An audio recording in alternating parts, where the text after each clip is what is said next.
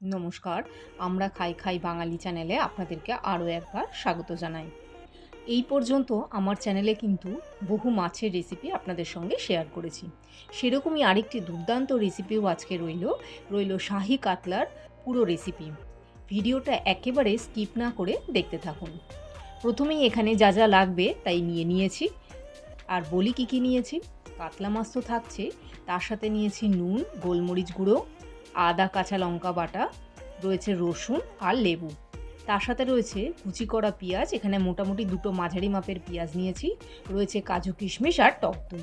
প্রথমেই যেটা করতে হবে, মাছের গায়ে লেবু দিয়ে ভালো করে দিয়ে দিতে হবে। এখানে আমি একটা গোটা লেবু নিয়েছি, আপনারা মাছের পরিমাণ অনুযায়ী লেবু নেবেন। তারপরে নুন আর গোলমরিচ দিয়ে খুব ভালো করে মাছটাকে মাখিয়ে নিতে হবে। একেবারে এপিট ওপিট করে ভালো করে মাছটা মাখিয়ে রেখে দিতে হবে মোটামুটি 10 মিনিট মতন। এখানে কিন্তু হলুদ দেওয়া চলবে না। তো এরপরে কড়াইতে দিয়ে দিয়েছি সাদা তেল গরম হয়ে গেছে। এবার কুচো করে রাখা পেঁয়াজটা দিয়ে খানিক ভাজতে হবে। একটুখানি নরম হলেই তার মধ্যে দিয়ে দিয়েছি রসুনগুলো একটু ভাজা ভাজা হলে তার মধ্যে দিয়েছি কাজু আর কিশমিশ। এখানে পুরোটাই দেখতে পাচ্ছেন যে কীরকমভাবে ভাজাটা হয়েছে। ভাজাটা কিন্তু একেবারে পুড়িয়ে ফেললে হবে না। তো চলুন, ওটা নামিয়ে ফেলেছি। এবার ওই তেলেই দিয়ে দিয়েছি মাছগুলোকে বেশ একটু খুব লাল নয় আবার আলতো নয়, এরকম মোটামুটি মাছটাকে ভেজে তুলে নিতে হবে। এবার ভাজা পেঁয়াজ, রসুন আর কাজু কিশমিশটা দিয়ে ওর মধ্যে দিতে হবে টক দইটা আর কিছুটা জায়ফল, একটু ভালো গন্ধের জন্য, কারণ জায়ফলটা দিলে বেশ একটু শাহী গন্ধ থাকে।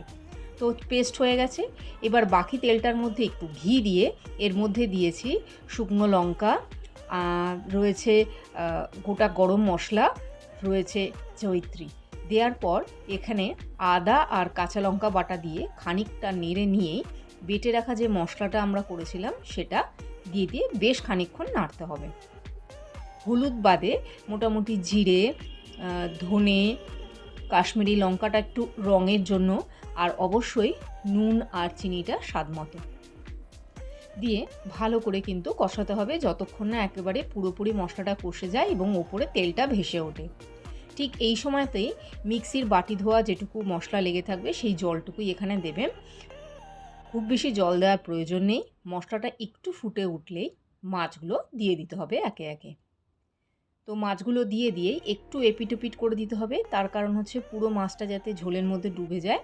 তো এইভাবে খানিকক্ষণ ঢেকে রাখতে হবে মিনিট 10 মতো।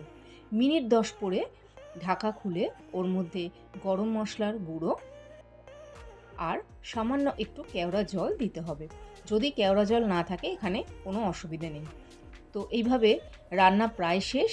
ওপর থেকে একটু ধনেপাতা ছড়িয়ে দিন, ব্যাস, আর কিচ্ছু লাগছে না। তো দেখুন, রান্নাটা আশা করি ভীষণ সোজা, চট করে আপনারা করে ফেলতে পারবেন এবং এটা কিন্তু ভাত, পোলাও, ফ্রাইড রাইস যে কোনো কিছুর সঙ্গেই কিন্তু ভীষণ ভালো লাগবে। কোনো অনুষ্ঠান বাড়ি থাকলে এভাবেও আপনারা রান্না করে নিতে পারেন। তো চলুন, এইভাবে কেমন লাগলো রেসিপিটা আমাকে অবশ্যই জানাবেন। সাবস্ক্রাইব করতে ভুলবেন না। আরও নতুন নতুন ভিডিও আপনাদের সঙ্গে শেয়ার করতে থাকবো। আজকের ভিডিওটা কেমন লাগলো, যদি ভালো লেগে থাকে তাহলে একটা লাইক করে দেবেন।